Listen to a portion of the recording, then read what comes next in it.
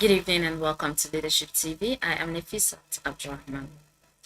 The federal government has pledged full communication and advocacy support for Nigeria's upcoming nationwide measles rubella vaccination campaign scheduled for October 2025. During a visit by the Center for Wellbeing and Integrated Means, Minister of Information and National Orientation, Mohammed Idris, said his ministry will work closely with health partners to raise public awareness and counter misinformation about the vaccine. The measles rubella vaccine rollout is expected to target children across the country. While measles is widely recognized as a public health threat, the minister noted that rubella remains dangerously underreported despite its severe consequences for unborn children. Many Nigerians don't know that rubella can cause babies to be born blind, deaf, or with heart defects. That's a tragedy we must prevent, he said. CWIN's project lead, Dr. Nihinola Mabogunje, briefed the minister on the urgency of early public sensitization. She highlighted that Nigeria currently accounts for nearly 20% of global measles cases, with the Northeast region bearing over 60% of the national burden. She also raised alarms over rubella's risk to pregnant women.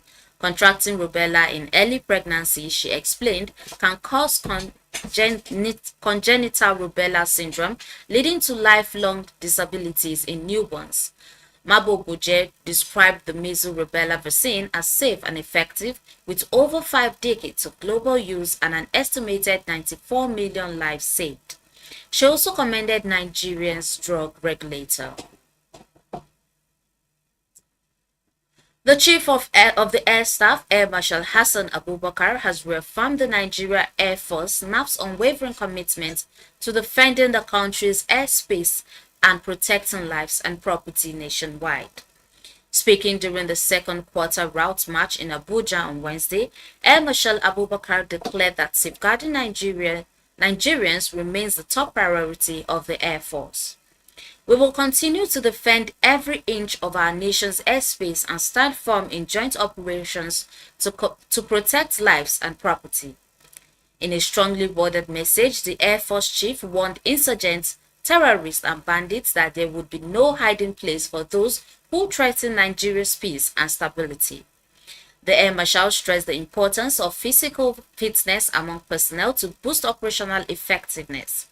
He announced a new policy requiring all performance evaluation reports to include a physical fitness test certificate, without which no officer will be considered for promotion. To support this push, the Nigerian Air Force is constructing modern sporting facilities across multiple bases and is procuring advanced gym equipment for over 22 units. The equipment will be distributed and installed in the coming months. South Korea's new president, Lee Myung, has vowed to lead the country through national recovery and economic revival following a tumultuous political crisis that saw the previous administration collapse. In his first address as president on Wednesday, Lee described South Korea as having come close to destruction after a failed attempt to impose martial law under former President Yoon Suk-yeol. Lee secured 49.42% of the nearly 35 million votes cast, defeating conservative rival Kim Moon-soo, who pulled 41.15%. Speaking from the National Assembly chamber, where he once scaled a wall to defy martial law troops, President Lee pledged to run a pragmatic, pro-market government focused on innovation, deregulation, and small business growth. He also signaled a more measured approach to regional tensions, saying peace with North Korea would remain a key goal. Lee's administration inherits a strained economy, still feeling the impact of steep U.S. tariffs on key exports such as automobiles and steel. Trade talks with Washington had stalled under the previous interim government, but Lee's inauguration sparked immediate investor confidence. South Korea's Kospi stock index surged more than 2%, hitting a 10-month high, with financial and renewable energy sectors leading the gains. Still on the international scene, tech mogul Elon Musk has launched a scathing attack on President Donald Trump's flagship tax and spending bill, calling it a disgusting abomination in what appears to be a deepening rift between the two once close allies. The bill, recently passed by the United States House of Representatives, included sweeping tax breaks, increased defense spending, and provisions to raise the national borrowing limits.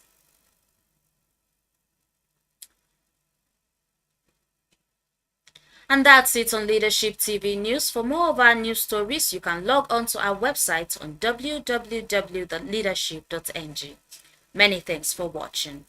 Thank you for watching. For sponsorship and advert placements, please contact 080-3688-6158. Last Word Leadership Podcast Studio. You have the last word.